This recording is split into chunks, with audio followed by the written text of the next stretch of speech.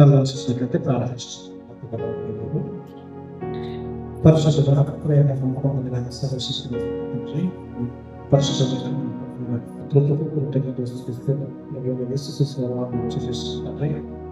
ఇంతవరకు తండ్రి చేసిన ప్రేమ తండ్రి ఇదిగో తండ్రి సాక్ష్యం తండ్రి ఇదిగో తండ్రి చదువుకుంటే తండ్రి ఈ వాక్యం మీకు తండ్రి నాకు వస్తుంది చూపించినందుకు తండ్రి ఇదిగో తండ్రి ఈ బిడ్డలకు నేను మాట్లాడారు తండ్రి సంరక్షకుడు పరిశుద్ధ శక్తిని సహాయం దయచేయండి. నా స్వభావాన్ని ఆధారం చేసుకుని మీకు అందరిలో మాకు తొందరగా కల్పించేసుకుంటా తండ్రి మీ గ్రంథంలో మాటలకు లోపు తండ్రి మాట్లాడటకు నేను సహాయం తండ్రి పంపిస్తున్నాను. మీ చేసిన తండ్రి అందరూ తండ్రి సంస్కృతంగా అంగీకరించే అందరూ దయచేయండి. మా రక్షకుడు మాకు విశ్వసిస్తారు తండ్రి.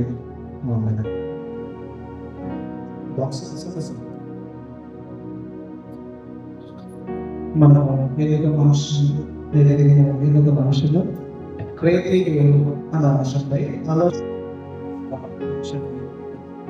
క్రేతీయులు అంటే ఇంతవరకు చెప్పినట్టు ఇస్రాయల్ తెలుసు, మనకు ఇస్రాయల్ తెలుసు, మోయాబు తెలుసు, ఇలా అనేక జనాలు క్రేతీయులు అంటే ఎవరు అనే కొంచెం ఆసక్తికరంగా కూడా క్రేతీయులు ఎవరు అని అంటే భక్తులు ఆలోచన చేస్తే వీరి ఉనికి ఎప్పుడు కలుగుతుంటే పాత నిబంధనలో మనకు కనబడుతుంది. వీరి ఉనికి ఎప్పుడు కనబడుతుందంటే పాత నిబంధనలో కూడా మనకు కనబడుతుంది. ఒకసారి మనం చదువుకున్నాం, లేఖనాలను మరొకసారి చదువుకుందాం. అపోస్తలుల రాసిన పన్నెండు 9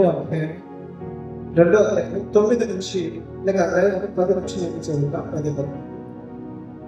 కురేనే దగ్గరగా లిబియా ప్రాంతమంటూ కాపులిన వారు, రోమా ప్రపంచంలో వచ్చిన వారు, యూదులు, యూద ప్రవిష్టులు, క్రేతీయులు, హరకులు మొదలైన మనమందరూ వీరి మన భాషలో దేవుని గొప్ప కార్యాలు విమర్శించడం చేస్తుంది. ఇక్కడ ఏం జరిగిన సందర్భం అంటే పెంతెకోస్తు దినాన లోకంలో ఉన్న అనేక దేశాల నుంచి వచ్చిన భక్తుల యూదులు ఒకే చోట కూర్చున్నారు. అప్పుడు పేతురు గారు ప్రసంగించడం మొదలు పెడుతున్నారు. పేతురు గారు వచ్చిన భాష ఒకే ఒక భాష యూదా భాష. ఆ యూదా భాషను తను మాట్లాడుతుంటే అనేక భాషలు ఏ భాష నుంచి లేక ఏ దేశం నుంచి వచ్చారో వారి దేశ భాషలో మాట్లాడినట్టుగా వారికి ఉదాహరణ నేను మాట్లాడుతున్నాను తెలుగుగా. నేను తెలుగు మాట్లాడుతుంటే మీరందరూ ఒక్కొక్కరు ఇంగ్లీష్ లో మాట్లాడడం మరి వచ్చిన వారికి నేను మాట్లాడుతున్న తెలుగే, కానీ మీకు అర్థమైతే ఇంగ్లీష్ వాళ్ళు ఇంగ్లీష్ మాటలు, తెలుగు మాటలు, కన్నడ మాటలు ఎలా అర్థమవుతుందో అలా పేరు ఒకే భాషలో ప్రసంగిస్తే వచ్చిన అనేకమైన దేశ జనాలకి ఆయా భాష గొప్ప ఖాతాలు వినబడుతుంది. అది విని వారందరూ రెండుగా ఈ ఇస్రాయేల్ దేశంలో అంటే మనకు ఒక భాష ఏమంటే పాత నిబంధనలో కొంచెం పేరు మార్చి పలకడం జరుగుతుంది. పాత నిబంధనలు ఏమంటారంటే కఫ్తోరు అని అంటారు. ఏమన్నారు? కఫ్తోరి మీరు ఇంటికి ఎన్ని చూస్తారు. ఆదికాండం 10వ అధ్యాయంలో మనకు ఒక మనిషి దేవుని ఇష్టానుసారంగా దేవుని నమ్మకస్తుడైన ఒక విశ్వాసంతో కనబడుతున్నాడు. ఆదికాండం 10వ అధ్యాయం 11 లేక 5 నుంచి చదువుదాం. 5 నుండి 11. 5వ అధ్యాయం ఆదికాండం 10వ అధ్యాయం 5 నుంచి చదువుదాం. దయచేసి చదవండి.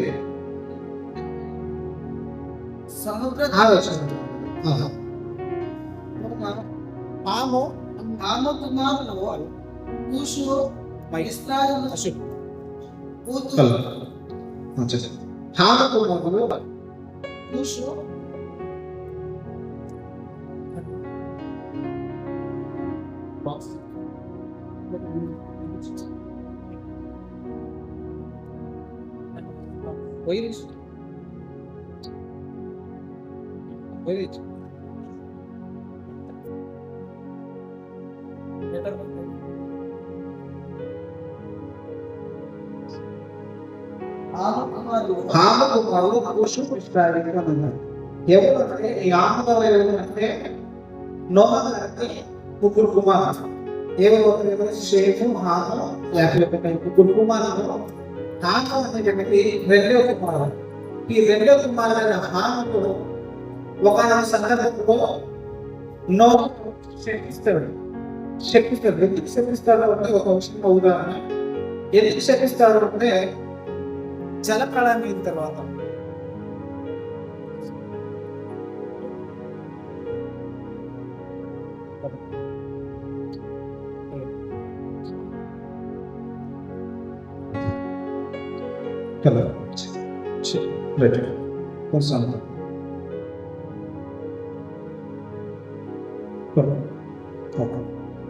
నోహ గారు జలప్రళయం అయిన తర్వాత నోహ గారికి ఉన్న ముగ్గురు కుమారులు షేము మరియు హాము, యాపెతు.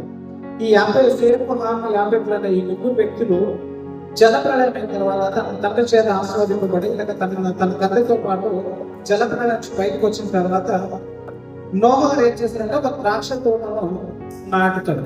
నాటిన తర్వాత ద్రాక్ష రసం పీల్చుకొని వస్త్రహీనుడుగా పడిపోతాడు. వస్త్రహీనుడు అంటే బద్దలుగా ఆయన పడుకుంటే ఆమె వ్యక్తి చూసి ఏం చేశాడంటే తండ్రిని గేలిచ్చేస్తాడు, తండ్రిని అవమానపడతాడు. ఇదిగో నా తండ్రి వస్త్రహీనుడిగా పడిపోయాడని తన సహోదరుని అన్నట్టు మరి తమ్ముని పిలిచి ఇదిగో చూడు నాన్న వస్త్రహీనుడిగా పడాడని నాన్న గేలి చేసి నాన్న అవమానపరుస్తాడు. తర్వాత వాళ్ళిద్దరు షేము మరియు యాపెతు చేస్తుంటే వెనక నుండి నడుచుకుంటూ తండ్రి ఎలా పడేలా చూడకుండా వెనక నుండి నడుచుకుంటూ ఒక దుప్పటి తీసుకుని ఒక వస్త్రం తీసుకుని తండ్రిని కప్పుకొని మెడిసిన్ మీద మోచుకుని భుజం మీద మోచుకొని ఇంటికి తీసుకెళ్తారు. ఈ నోహ గారికి తెలిసిన తర్వాత నోహ గారు తన కుమారుని శపిస్తారు. చూడు 9వ అధ్యాయం 21 వచ్చింది. 9వ అధ్యాయం 21 వచ్చింది. పిమ్మట ద్రాక్షరసం తాగి మత్తుడై తన గుడారంలో వస్త్రహీనుడిగా ఉండేది. అప్పుడు అనాథ తండ్రి తన తండ్రి వస్త్రహీనుడు చూసి బయటకుండా తన ఇద్దరు సహోదరులకు ఆ సంగతి తెలిపింది. అప్పుడు షేము, యాపెతు వస్త్రం తీసుకొని తన ఇద్దరు భుజముల మీద వేసుకొని వెనకకు నడిచి వెళ్ళి తమ తండ్రి దివసములు కప్పిరి. దివసములు తన శరీరాన్ని కప్పిరి. కప్పి వారి రూపంలో వెనుకతట్టు ఉండవలెనని తమ తండ్రి దివసమును చూడలేదు. ఈ ఆమె చేసినట్టే వస్త్రహీనుడిగా ఉన్న ఈ తండ్రిని చూసి గేలి చేస్తాడు. గేలి చేయడం వల్ల అది తర్వాత నోహ గారు తెలిస్తే నోహ గారు ఏం చేస్తారంటే తన రెండో కుమారుడు హామును శపిస్తాడు. ఆ శపింపబడిన ఆ వ్యక్తిని ఎలా శపిస్తాడు అంటే 25 చదువు. 24 చదువు. అప్పుడు నోహ కొత్తదైనది మేలుకొని తన చిన్న కుమారుడు చేసిన దాన్ని తెలుసుకొని స్థానాల్లో శపింపబడిన వాడై తన సహోదరు దాసుడు నెక్స్ట్ మరియు అతడు షేము దేవుడికి పడులుగా ఇక్కడ ఏం చెప్తున్నాడంటే నోహ ఏం చెప్తున్నాడంటే హాము అనే వ్యక్తి తన అన్నకు మరి తమ్ముడికి దాసుగా ఉండాలి, తన సహోదరులకు దాసుగా ఉండాలి. హాము అనే వ్యక్తి శపింపబడిన వ్యక్తి అని శపిస్తాడు. నోహ శపించిన తర్వాత ఆమెకు వచ్చిన కుమారులలో కొందరు కుమారులే కఫ్తోరీయులు లేదా ఇంకొక మాట చెప్పాలంటే ఫిలిస్తీయులు. చదువు 13 వచ్చింది. 13 వచ్చింది. హాముకు కూషు మిశ్రాయిము ఎవరెవరు చూద్దాం. మిశ్రాయిము లుదీయులను, అనామీయులను, లెవీయులను, నఫ్తాలీయులను. నెక్స్ట్ ప్రసూతీయులను, కస్రోహీయులను, కఫ్తోరీయులను కనరు. ఎవరు కన్నారంటే మిశ్రాయిములు కస్రోహీయులను, కఫ్తోరీయులను కనరు. ఫిలిస్తీన్లు కస్రోహీయుల నుంచి వచ్చిన వారు. ఈ ఫిలిస్తీన్లు ఎవరు నుంచి వచ్చారంట? ఆప సంతానం నుంచి వచ్చిన వారు. శపింపబడిన కుమారుడైన హామునే ఈ ఫిలిస్తీన్లు లేదా కఫ్తోరీయులు. వీరిని పాతది కఫ్తోరీయులుగా లేదా ఫిలిస్తీన్లుగా వారి పిలువబడుతున్నారు. వీరు కొత్త నిబంధనకు వచ్చేసరికి గ్రేకులుగా మారినారు. వీరి స్థలం ఒకసారి జియోగ్రఫర్ గా మనం చూసినట్లయితే వీరి నివాస స్థలం ఎక్కడ ఉంటుందంటే, మన జియోగ్రఫర్ ఒకసారి చూస్తే క్రొత్త నిబంధనలో వెళ్ళి క్రేతీయులు అని అంటారు, పాత నిబంధనలు కఫ్తోరీయులు లేదా ఫిలిస్తీయులు అని అంటారు. చూద్దాం, ఒక కనపడుతుంది క్రేట్ ఉంది, న్యూ టెస్టమెంట్ అని కనపడుతుంది. ఇక్కడ చుట్టుముట్టు అన్నది సముద్రము, సముద్రం మధ్యలో ఒక కొండ, దీవి అంటారు. దీవి, ఈ దీవిలో నివసిస్తున్న వారు క్రేతీయులు. చుట్టుముట్టు సముద్రము మధ్యలో మాత్రం ఒక పెద్ద చిన్న కొండ, ఆ చిన్న కొండలో ఒక నివాసాన్ని ఏర్పరిచారు. ఈ సముద్రం మధ్యలో నివసించేవారు ఈ క్రేతీయులు. ఈ క్రేతీయులు ఏం చేశారంటే, ఈ క్రేతీయుల స్థలాలను కూడా ఇశ్రాయేలులో ఉన్న యూదులు కూడా వెళ్ళాల్సిన ఒక పరిస్థితి ఏర్పడుతుంది. ఎప్పుడు అంటే నెబుకద్నెజర్ గారు వచ్చి ఇశ్రాయేలుని హింస పెట్టినప్పుడు దేశంలో ఉన్న నలుగురు వాళ్ళు చెదిరిపోతారు. ఆ చెదిరిపోయినప్పుడు కొందరు యూదులు ఈ క్రేతీయుల ఒక స్థలానికి వచ్చి బ్రతుకుతూ ఉంటారు.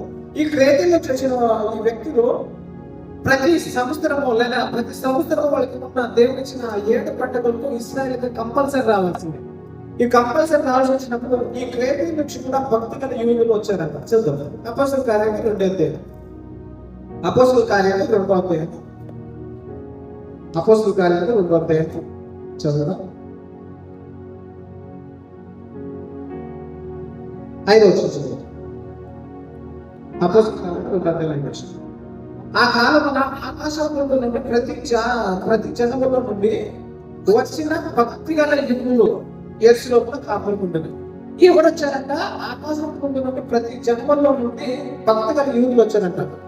ఆకాశం ప్రతి భక్తి గల యూదులు క్రేతీకి వచ్చినప్పుడు, అంటే ఎప్పుడైతే నెబుకద్నెజర్ ఇశ్రాయేలు దేశం మీద దాడి చేస్తారో, ఒక ఇశ్రాయేలు మీద ఒక యుద్ధం ప్రకటిస్తారో, ఇశ్రాయేలులో ఉన్న మధ్య నలుగురు చెదిరిపోతే కొందరు పారిపోయి వచ్చి ఇక్కడ క్రేతీలో అంటే కఫ్తోరీలో ఒక స్థలంలో కూడా దీపిలో వాళ్ళు కాపాడుతున్నారు. వారికి దేవుడు ఇచ్చిన ఆజ్ఞ మేరకు ప్రతి సంవత్సరం వారి పండుగకు ఇక్కడికి చేరుకోవాలి, ఎక్కడికి యెరూషలేములోకి రావాలి. అప్పుడు వారు కొందరు ఏం చేశారంటే యూదులు ఇక్కడ కఫ్తోరీ క్రేతలో శాశ్వతంగా పర్మనెంట్ గా అక్కడే నివాసం ఏర్పరచుకుని అక్కడే ఉండేవారు. ఈ యూదులు క్రేతీ నుంచి యెరూషలేముకి వచ్చినప్పుడు ఈ క్రేతీలో వారి భాష ఫిలిస్తీన్ల భాష మాట్లాడుతున్న ఈ క్రేతీయులకి పేతురు ప్రసంగిస్తుంటే వారి భాష అర్థమవుతున్నారు. అప్పుడు వారు విభ్రాంతి నమ్ముతారు, ఈ ఎవరు అంటే విభ్రాంతి నమ్ముతారు. ఈ పాత నిబంధనలో వినేది కఫ్తోరీలో అంటారు. కఫ్తోరీలో అనగా ఫిలిస్తీన్ అన్నా కఫ్తోరీలో ఉంటాయి. ఒక మాట చూసుకుంది. యెరెమీయా గ్రంథము 47 అధ్యాయం 4వ వచనం. యెరెమీయా గ్రంథము 47 అధ్యాయం చదువుదాం. ఫిలిస్తీన్లందరినీ లైక్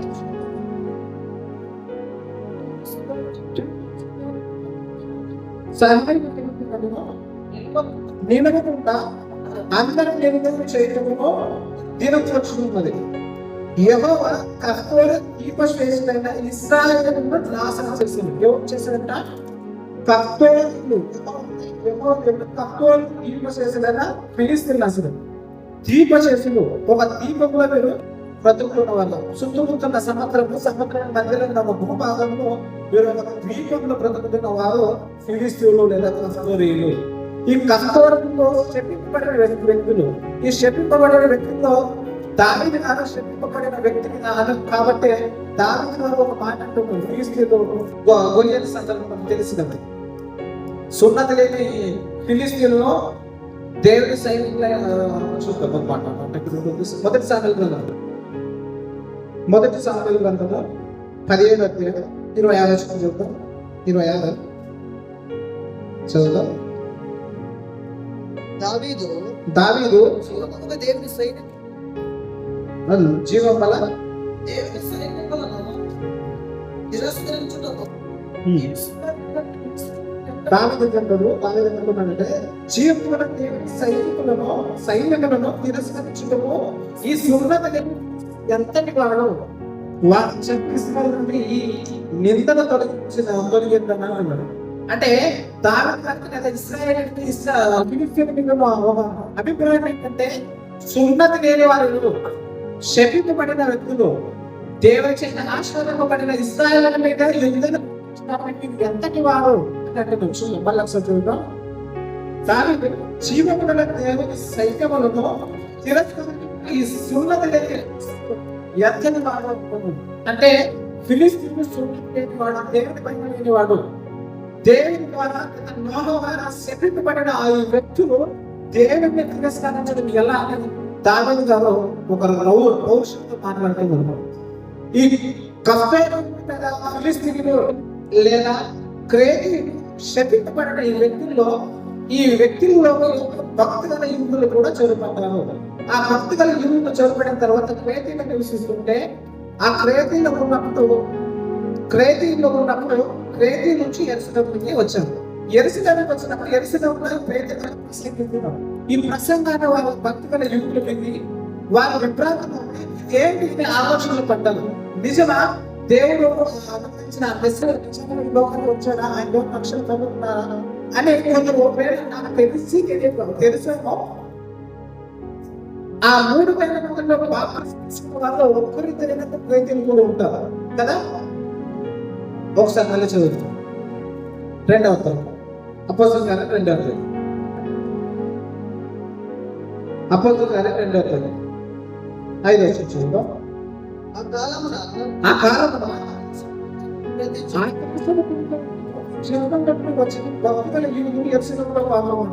పేతురు గారు ప్రసంగిస్తున్న సమయంలో క్రేతీలు కూడా ఉన్నారు. క్రేతీలో ఉన్న భక్తుల యూదులు ఉన్నప్పుడు ఒక్కరైనా ఒకరు ఆ మాటలకు ఆకర్షితులై పేతురు ప్రసంగానికి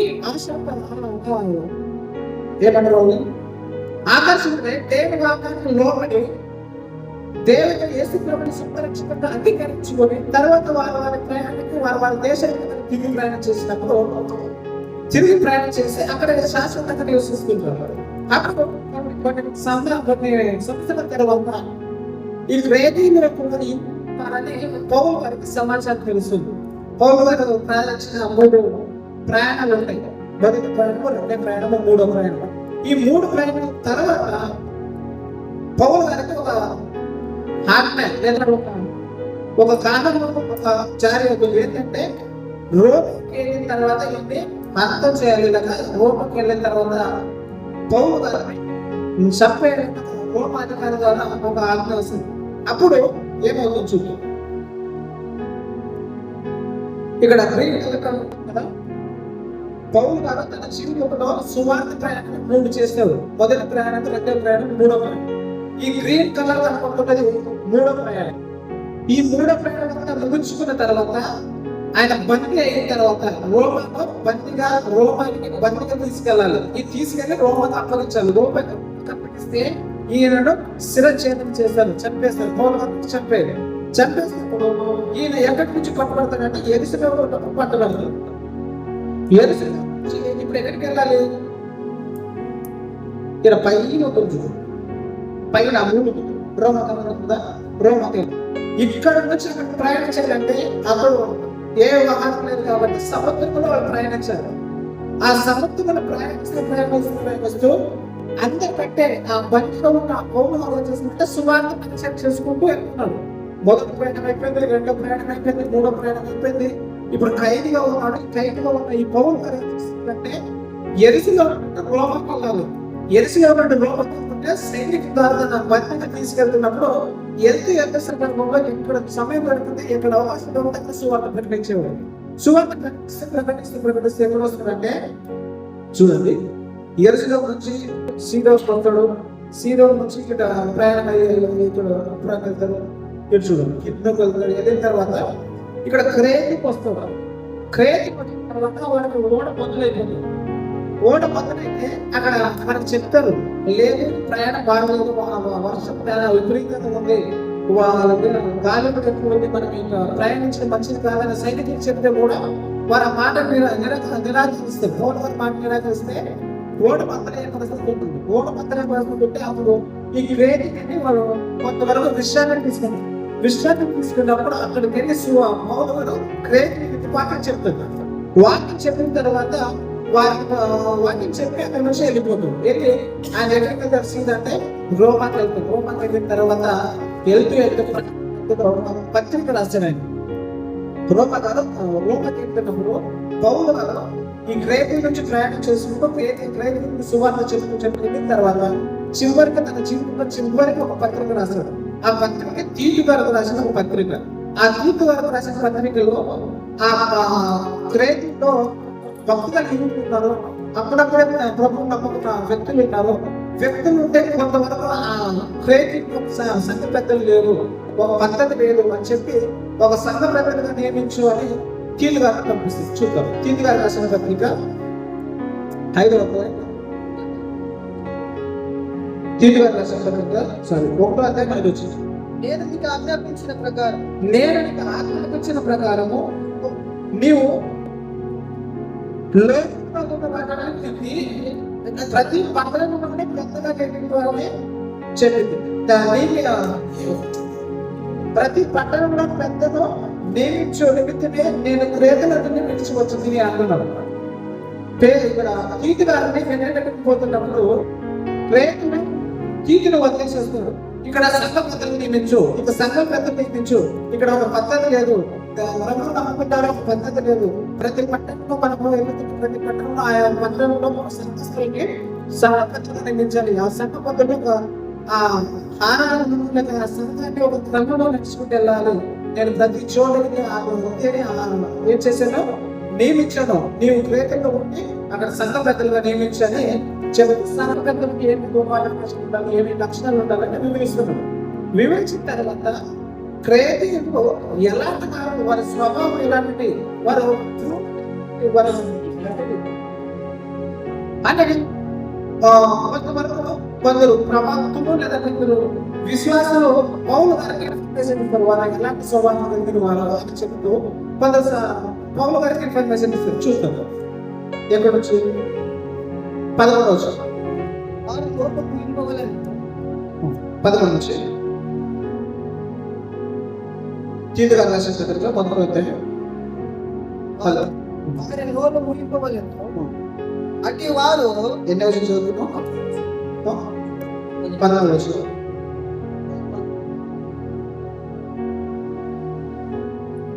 చదువు 10వ చదువు. అనేకులు విశేషంగా సముద్రము అవతే వదలబెట్టును మోసపుచ్చు వారై ఉన్నారు. వారి నోరు అటు వారు ఉపదేశింపబడిన వాటికి దుర్లాభం కొరకు ఉపదేశించు ఏం చేస్తున్నారంటే కొంతమంది సున్నతి రామకున్నారు. సున్నతి ద్వారా మనకు రక్షణ అవుతుంది, సున్నతి ద్వారా మనం దేవుని ప్రజలమని కొందరు వచ్చి దుర్లాభం మోసం చేత వారిని మాయమాటలు చెప్పి వారిని మోసం చేసే సందర్భం చదువుతాం. 12 వారిలో అనగా వారి స్వతంత్ర ప్రభుత్వంలో ఇవ్వట్లేదు.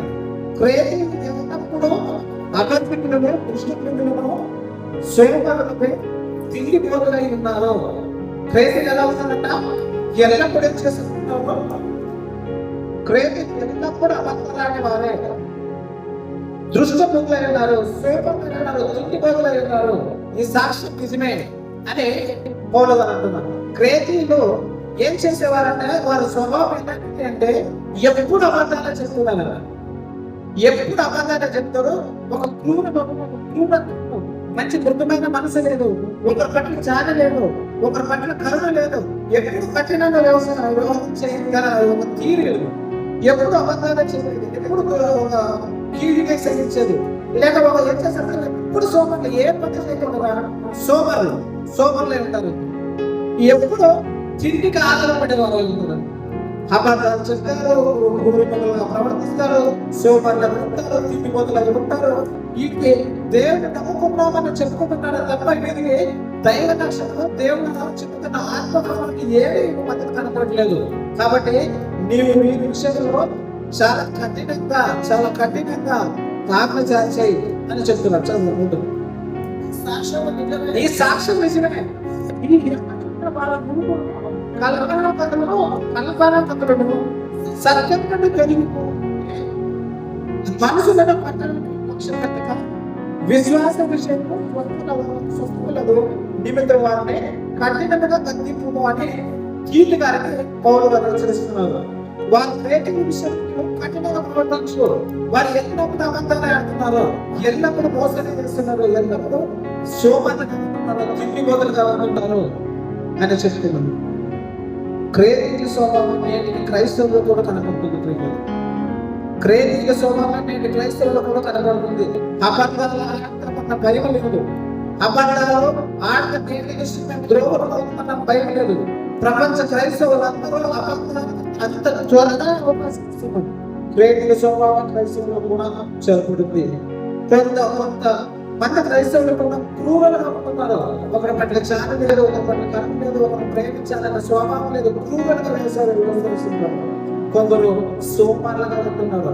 ఏ సొంత పని చేయకుండా వేరే వారి మీద ఆధారపడుతూ వేరే వారిని ఎలా మోసం చేయాలంటే ఎలా మభ్య పెట్టాలి అంటే మోసమైన సోమరిపోతాననే క్రైస్తవులు ఈనాటి క్రైస్తవులు కూడా వ్యవహరిస్తున్నారు. ఆనాటి తరంలో ఉన్న క్రియేటివ్లో నేటి తరం క్రైస్తవులు కూడా ఉన్నారు. ఆనాటి తరంలో ఉన్న క్రియేటివ్ స్వభావాలు అబద్ధికులు కాదు, దుష్టులు కాదు, సోమరులు కాదు, తిండిపోలు కాదు, ఎలాగైతే విన్నారో నేటి తరంలో క్రైస్తవులు కూడా తిండిపోలు ఆధారపడేవారు ఉన్నారు. అబద్ధాలు చెప్తున్నారు, ఏ మాత్రం కూడా చెబుతున్నారు. అలాగే సోమరులు ఏ పని చేయకూడదా కొందరు ఎక్కడైతే సోమరితనముగా వ్యవహరించే వారు క్రైస్తవులు ఉన్నారు. ఎక్కడో ఏది మాట చేస్తే మనకు లాభం వస్తుంది, ఎలా చేస్తే లాభం వస్తుంది అనే సోమరితనమే. కష్టపడి పని చేయాలి, కష్టార్జితంగా దేవుడు మనల్ని అభివృద్ధి పరుస్తాననే ఇంగిత కూడా ఎక్కడైతే మనకి లాభదాయకంలో ఎక్కడైతే మనకి అవకాశం ఎక్కడైతే మనం లంచం పుచ్చుకోవడానికి సమయం దొరుకుతుందని సోమరిపోతుతనంగా తమ కష్టాన్ని ఉపయోగించుకుంటూ సోమరిపోతున్న క్రైస్తవులు ఉన్నారు. నేటి తరపులో ఎలాగైతే ఉన్నారో నాటి తరంలో క్రైస్తవులు ఎలాగైతే ఉన్నారో నేటి తరంలో క్రైస్తవులు కూడా అలాగే సోమరిపోతులుగా తిండిపోతులుగా ఉన్నారు. ఒక మాట ఈ సోమరిపోతులుగా అపనతంగా పూర్వగా తిండిపోతులు ఉన్న మనము దేవుని దృష్టికి శాపప్రసన్నము, దేవుని దృష్టికి పాపభరితమైన జనాలు మారుతున్న భయం లేకుండా మన హృదయం పాపం చేసే సందర్భాలు కూడా ఎన్నో ఉంటున్నాయి.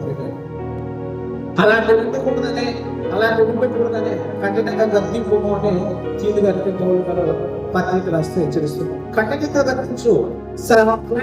చేస్తారంటే అబద్ధం మాట్లాడేవారు సత్యం నుండి తొలగిపోతారు, సత్యం నుండి తొలగిపోతారు. వారు కల్పన కథలకు చేయిస్తారు. మనుషులు కట్టడాలని దైవోపదేశాలని వారి మనుషులు కట్టిన పద్ధతులకే పెద్ద పెళ్లి వేస్తూ బ్రతుకుతారు తప్ప సత్యానికి సోమిగురు. అలాంటి వారిని కఠినంగా గర్తించుము అని కీర్తి గారికి పౌలు హెచ్చరిస్తూ ఉన్నారు.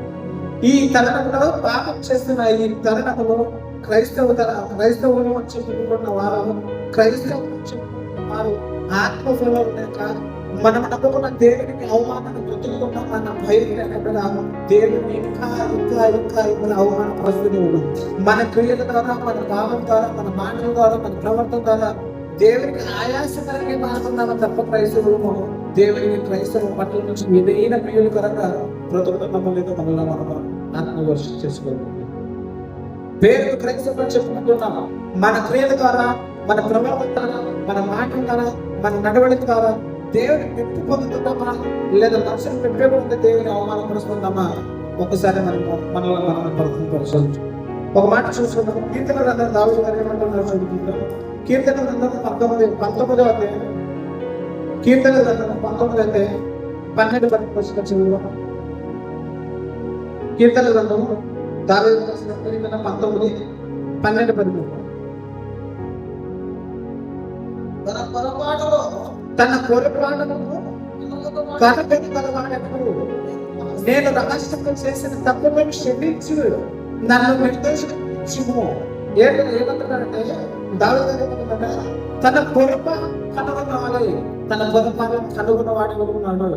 తన పొరపాటులను మనం చేసిన పొరపాటు ఏంటి, మనం చేసిన తప్పు ఏంటి, మనం చేసిన ఆ దేవుని విరుద్ధమైన కార్యం అని మనల్ని మనము కనుగొన్న వాడు నేను రహస్యంగా చేసిన తప్పులను క్షమించమని దేవుని సన్నిధిలో మోకరించి ప్రార్థన చేసేవారు ఉన్నారా అని అడుగుతున్నారు. నేను చేశాను, రహస్యం చేశాను, పాపాలు చేశాను, నేను అతిక్రమం చేశాను అని దేవుని సన్నిధిలో వచ్చి మోకరించి కన్నీళ్ళు విడిచి పశ్చాత్తాపంతో దేవుని మొరపెట్టి వారు ఉన్నారా క్రైస్తవులు? ఆనాటి తరపులో దావీదు తరపులో ఉంటున్నట్టు నేటి తరపులో క్రైస్తవులు కూడా కోరాల్సిన అవసరం లేదండి. చూద్దాం అక్కడంటే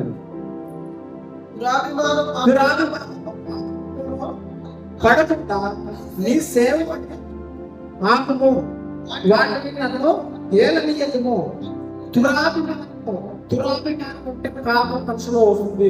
ఒకరి పట్ల దురాభిమానం, ఆ వ్యక్తి ఏ తప్పు చేసినా ఏ ఒప్పు చేసినా మనం సరిదిద్దడానికి ప్రయత్నం చేస్తే, లేదా ఆ తప్పుని సమర్థించుకోవడానికి, లేదా తప్పును కప్పు చెప్పడానికి ఏదో మనం విలువని చెందని చెప్తే అది దురాభిమానం అవుతుంది. ఆ దురాభిమానం అవుతుంటే పాపంగా మారుతుంది. ఆ పాపము నన్ను ఏలకుండా చూడుము అని ఉంటున్నాను. నెక్స్ట్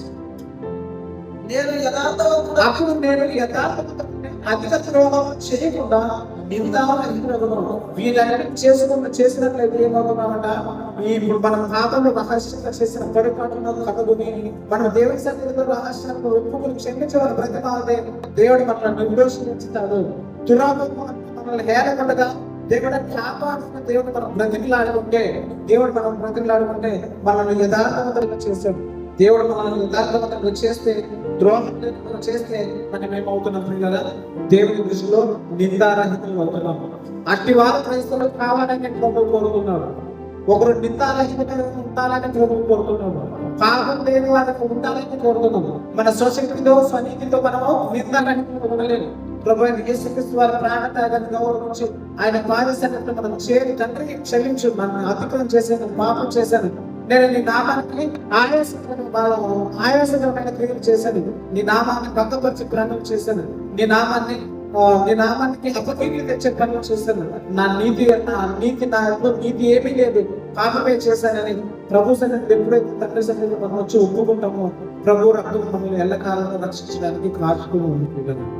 మనలను మనం చేసిన రహస్య పాపంలో మనం విమర్శ చేసుకుంటే మనము ఏది మనుషులో లేదా మనం రక్షించుకుంటే, మనం పరీక్షించుకుంటే మనం దేవుని దృష్టిలో నిందరహితులు అయితే, పాపం ఉందని మనకు అర్థమవుతే ప్రభు సన్నిధిలో దేవుని సన్నిధిలో మోకరించి కన్నీళ్ళు పశ్చాత్తాపంతో దేవుని సన్నిధిలో అడిగితే దేవుడు దాన్ని నిర్దోషించితే దేవుని దృష్టిలో మనం నిందరహితులుగా ఉంటాము. దేవుని దృష్టిలో మనం నిందరహితులు ఉంటే మనము పరలోకానికి దేవుడు ఉండే ఆ స్థలాలను మనం చేర్చుకోవడానికి దేవుడు వేసుకుంటాం.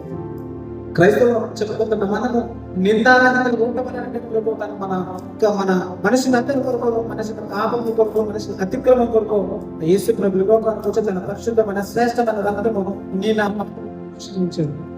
నా పాపము ప్రభు సన్నిధిలో ఒప్పుకొని ఆయన పరిశుద్ధమైన రక్తాన్ని అంగీకరించి ఆ ప్రాణత్యాగాన్ని గౌరవిస్తే మనము కూడా ఆ రక్తం ద్వారా నిర్దోషించబడి తండ్రి ఆ లోకంలోకి మనం కూడా చేరుకోగలమని మనం ఒక రెండు మాటలు మనం నేను హెచ్చరించుకుంటూ నా మాటలు చూస్తాను. దేవుడి దృష్టిలో మనము నిందారహితంగా ఉండాలి. దేవుడి దృష్టిలో మనము యథార్థవంతులుగా ఉండాలి. మనము రహస్యంగా చేసిన పాపంలో ప్రభువు సన్నిధిలో వచ్చి ఒప్పుకు విడిచిపెట్టే దేవుడు మనను మన గతాన్ని ఎప్పుడు దేవుడు గుర్తు చేసుకోడు, గతాన్ని ఎప్పుడు మళ్ళీ జ్ఞాపకం చేసుకోవడం, మనం చేసే ప్రతి దానిని దేవుడి విషయించి మనకి తన లోకమైన మహాలోకమైన పరలోకానికి మనకి చోటు దొరుకుతుంది. అలాంటి హెచ్చరిక రైతులు చేస్తున్న తప్పు క్రైస్తవులు కూడా చేయకూడగా, క్రైస్తవులు ఎలాగైతే అబద్ధానికి అవకాశం ఇస్తూ క్రూర మృతులుగానే ప్రవర్తిస్తున్నారో, ఎప్పుడైతే సోమరిపోతులుగా ఉంటున్నారో అలాంటి సోమరిపోతుగాను, తిండి కొరకు ఆధారపడే వాళ్ళగాను, అబద్ధితులుగాను ఉండకుండా దేవుని కొరకు నీతిగా, నిజాయితీగా, యథార్థంగా బ్రతకడానికి ప్రభు ఎల్లకాలము తన పరిశుద్ధాత్మ సహాయం క్రైస్తవుల పట్ల ఎల్లకాలం ముందు వాళ్ళని కోరుతూ నా మాటలు చూసి అందరి తలవాల్సి ప్రారంభించు. మహోన్నత మహిమల దేవ కృపగల తండ్రి, పరిశుద్ధమైన శ్రేష్టమైన అపారమైన కృపకు కృతజ్ఞతలు చెల్లిస్తుంది తండ్రి. ఇదిగోనని తండ్రి నాటి తరపున రైతులు తండ్రి ఎలాగైతే అబద్ధికులుగా ఉన్నారో, ఎలాగైతే దుష్టమృగులుగా ఉన్నారో, తిండిపోతులుగా ఉన్నారో, సోమరులుగా ఉన్నారో, నేటి క్రైస్తవులు కూడా అవే లక్షణాలు కనుకుంటున్నాయి తండ్రి. మమ్మల్ని క్షమించమని మన్నించమని తండ్రి. మేము రహస్యంగా చెప్పిన తండ్రి ఏదైనా పాపం చేసి ఉన్నట్టు తండ్రి నీ పాద సన్నిధిని ఒప్పుకొని విడిచిపెట్టిన తండ్రి మమ్మల్ని క్షమించమని తండ్రి. నీ దృష్టిలో తండ్రి మేము నిందారహితులుగా ఉండలేము, కృప చూపించండి తండ్రి. మా స్వంత శక్తితోనో మా స్వనీతితో తండ్రి మేము నిందారహితులుగా ఉండలేము తండ్రి. మా ప్రభు రక్షణ ఏస్తూ తండ్రి మా పాపం తండ్రి శ్రమ పొంది తండ్రి మా పాపం తండ్రి తన పరిశుద్ధ రక్తాన్ని కార్చు తండ్రి. ఆ రక్తాన్ని ఆశ్రయించి తండ్రి, ఆ రక్తాన్ని అంగీకరించడం తండ్రి మేము నీతి వసలు తీర్చి మనం కోరుకున్నాం తండ్రి. నిశ్చితమైన తండ్రి రెండో ప్రభు రక్షణ లోకానికి వచ్చిన ఎత్తబడి సంఘంలో తండ్రి మేము కూడా ఉండలాగా తండ్రి విడిచిపెట్టే ఒక సంఘ గ్రూప్లో ఉండకుండా తండ్రి ఎత్తబడి సంఘంలో ఉండలాగా సహాయం చేయమని కోరుతూ మా ప్రభు రక్షకుడికి ప్రియకుమారుడు యేసు క్రీస్తు వారి పేరిట ప్రార్థన మనం అడుగు పెడుతున్నాం తండ్రి. ఆమేన్.